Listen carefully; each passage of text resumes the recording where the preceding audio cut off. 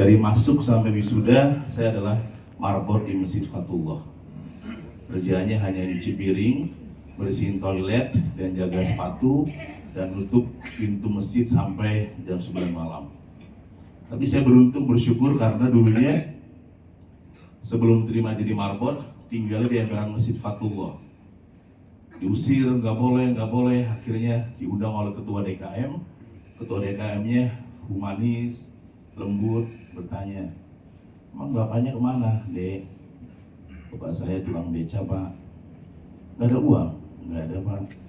Terus nggak ada pilihan? Nggak ada, Pak. Mau nggak tinggal di atas toilet aja? Karena di sini takutnya banyak ngikutin, nggak siap menampung mahasiswa yang nggak punya tempat tinggal. Dan hari itu menjadi titik balik saya, dan orang yang ngasih cintanya ke saya adalah menjadi Menteri Agama, teman-teman. Namanya Profesor Dr. Haji Nasruddin. Jadi kebayang bagaimana emosi saya dengan beliau. Tiba-tiba saya jadi pembicara di BUMN, Pertamina, di kementerian, ya.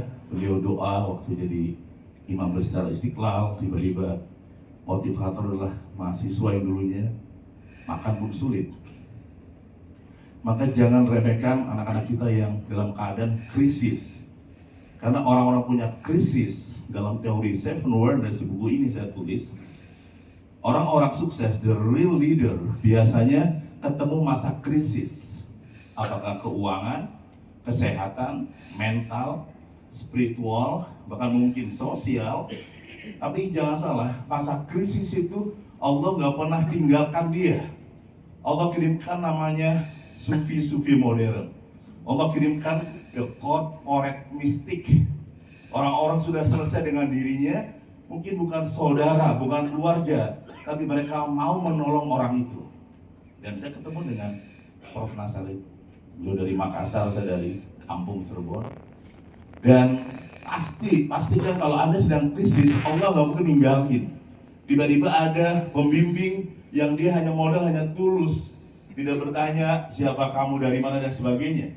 Dia hanya bertugas menjadi pembimbing, menjadi ya seorang leader, teman-teman. Dan pada saat kita kemudian memiliki the power of follower, bukan the power of leader. Kalau kita belum siap jadi seorang leader, jadilah follower yang hebat. Kalau kita belum siap jadi orang pemimpin, jadilah follower, humble, teachable. Jangan sampai follower tapi kadang-kadang kayak leader. Kita belum mampu banyak, jadilah follower, humble, trust me, believe me, ikuti aja pimpinan itu. Gak mungkin menjerumuskan. Dan saya follower yang hebat waktu itu. Nah, kok sini, iya Pak.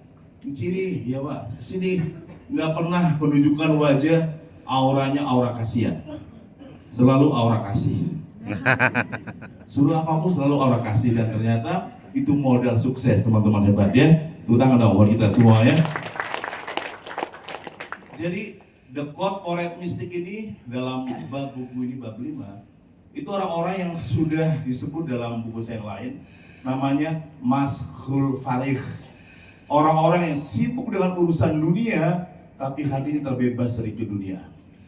Punya mobil Mercy, tapi nggak sombong, punya jabatan mentereng, masih mau menyapa.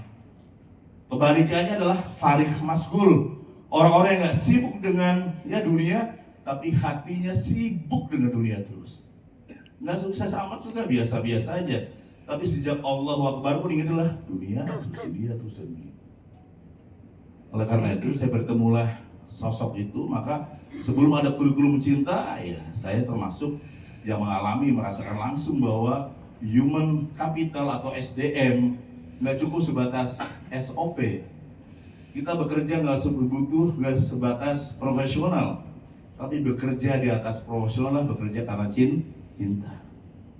Kalau cinta ya namanya enriching in love, terangkat oleh cinta, bukan falling in love ya.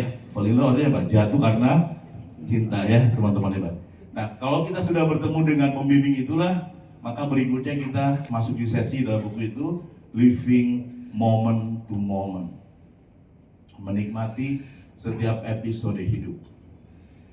Mungkin istilah-istilah ini baru buat teman-teman, tapi kalau Anda pembaca buku dunia ya sumber daya manusia yang dipopulerkan di banyak hal ya, sekarang saya pun masih jadi konsultan di Pertamina, PLN dan sebagainya.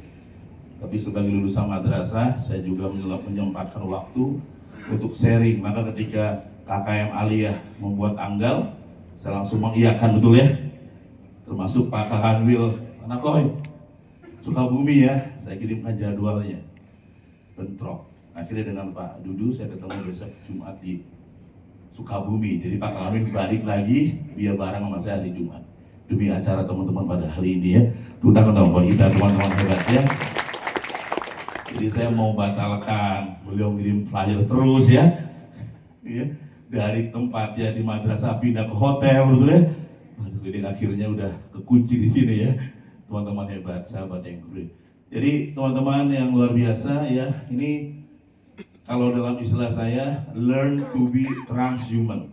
Bukan lagi human, learn to be transhuman. Belajarlah menjadi manusia di atas. Tapi kadang-kadang kita ketemu iklan di mobil atau di bak mobil truk, tulisannya susah jadi manusia, betul ya? Gambarnya monyet, betul ya? Jadi manusia aja susah, apalagi jadi manusia di atas rata-rata.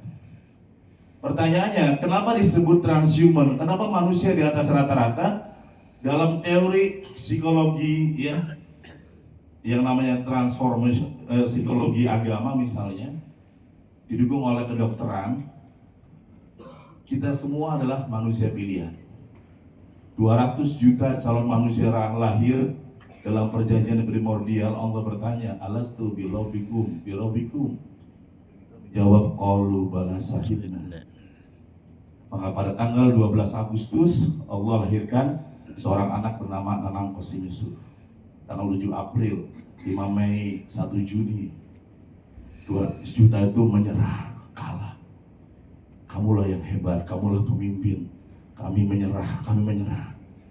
Apakah ini yang kemudian disebut khalifah fil ardi, pemimpin yang kemudian ketika punya masalah dikit langsung give up, ketika punya problem langsung menyerah, ketika punya problem dengan keuangan langsung menghilang, ketika punya problem langsung menyalahkan orang lain?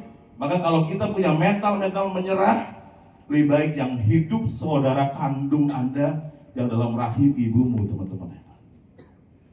200 juta memilih kalah, menyerah. Kamulah yang siap. Allah tanya, alastu birobikum, qalu siap. Dan dalam psikologi agama, sejak kita lahir, sejak itulah kita melupakan siapa diri kita sebenarnya. Maka Allah memberikan yang namanya masalah, krisis, biar kita ingat lagi kepada Allah. Orang lagi enak-enak, tiba-tiba jabatan hilang, betul ya? Sholatnya beda, betul nggak Pak ya? Allahu Akbar, nangis betul ya? Nggak jabatan. Orang tiba-tiba bisnis berapa miliar terugi, hilang. Sujudnya, nikmatnya luar. Baca Quran, beda. Rasanya betul-betul iya karena na'budu wa iya karena nasta'in. Tapi kalau kita nggak ada masalah, ya lurus aja lah, jalan tol. Tiba-tiba depannya putus, jalannya kita nyusul.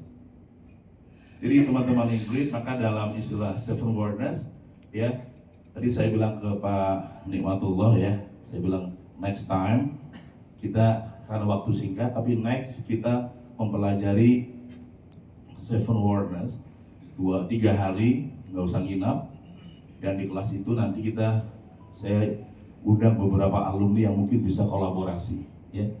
Mungkin ada CMPLN Jawa Barat, mungkin ada orang Pertamina dan sebagainya, biar bisa melihat langsung bahwa madrasah itu butuh bantuan, betul ya teman-teman yang kira sahabat hebat ya. Tapi harus sebuah engagement itu artinya pertemuan hati dalam satu ruangan tersebut ya, teman-teman hebat ya. Dan karena ya kata-kata oleh Pak Haji Ali memang betul, kita bukan hanya discussion, kita masuki era triple discussion. Kadang-kadang persaingan kita bukan lagi orang lain, orang terdekat, betul ya teman-teman hebat, sahabat-sahabat yang keren. Jadi teman-teman ini teorinya, maka 1 minute awareness, 7 awareness, tadi Pak Haji Cece salah sebut, bukan berapa hari tadi, sebenarnya 21 satu hari ya. Tadi beliau bilang